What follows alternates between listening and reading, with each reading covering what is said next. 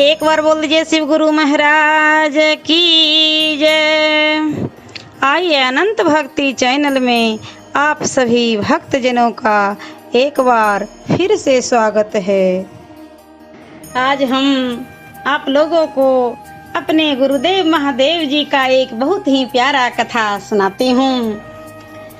सुप्रिया नाम के एक बहुत बड़ा धर्मात्मा और सदाचारी वैश्य थे। वैश्य मतलब जात। सुप्रिया नाम का एक बहुत ही धर्मात्मा सदाचारी वैश्य था। वह भगवान शिव का अनन्य भक्त था। वह निरंतर उनके आराधना, पूजन और ध्यान में तल्लीन रहता था। अपने सारे कार्य वह भगवान शिव को अर्पित करके करता था। मन, वचन, कर्म से वह पूर्णतः शिवार्चन में ही तल्लीन रहता था। उनकी इस भक्ति से दारुक नामक एक राक्षस बहुत ही क्रोधित रहता था। उसे भगवान शिव की पूजा किसी प्रकार की भी अच्छी नहीं लगती थी। वह निरंतर इस बात का प्रयत्न किया करता था कि सुप्रिया की पूजा अर्चना में विघ्न पहुंचावे।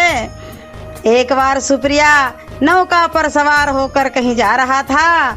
उस दुष्ट राक्षस दारुक ने यह उपयुक्त अवसर देखकर उस नौका पर ही आक्रमण कर दिया। उसने नौका में सवार सभी यात्रियों को पकड़कर अपनी राजधानी में ले जाकर कैद कर दिया। सुप्रिया कारागार में भी अपने नियमित अनुसार भगवान शिव की पूजा आराधना करने लगा। यन्न बंदी यात्रियों को भी वह शिव शक्ति की प्रेरणा देने लगा। अरे भक्तों, हम तो कहते हैं कि कारागार में भी किसी को डाल देगा तो मन को कोई नहीं ना बांध लेगा। इसलिए वह अपने मन से पूजा करता था। अपने मुख से अपने प्रभु भोलेनाथ का गुणगान किया करता था और सब साथी संगी को भी कथा चर्चा सुनाता था। दारुक ने जब अपने सेवकों से सुप्रिया के विषय में यह समाचार सुना तब वह अत्यंत क्रुद्ध होकर उस कारागार में आ पहुंचा। सुप्रिया उस समय भगवान शिव के चरणों में ध्यान लगाए हुए दोनों आंखें बंद किए बैठा हुआ था। उस राक्षस ने उसकी यह मुद्रा देखकर अत्यंत भीषण स्वर में डांटते हुए कहा, अरे दुष्ट वैश्य, तू आंखें बंद कर इस समय यहाँ कौन से उपद्रव और षड्यंत्र करने की बात सोच रहा है। उसके यह कहने पर धर्मात्मा शिव भक्त सुप्रिया वैश्य की समाधि भंग नहीं हुई। अब तो वह दारुक नामक महाभयानक राक्षस क्रोध से एकदम बावला हो उठा।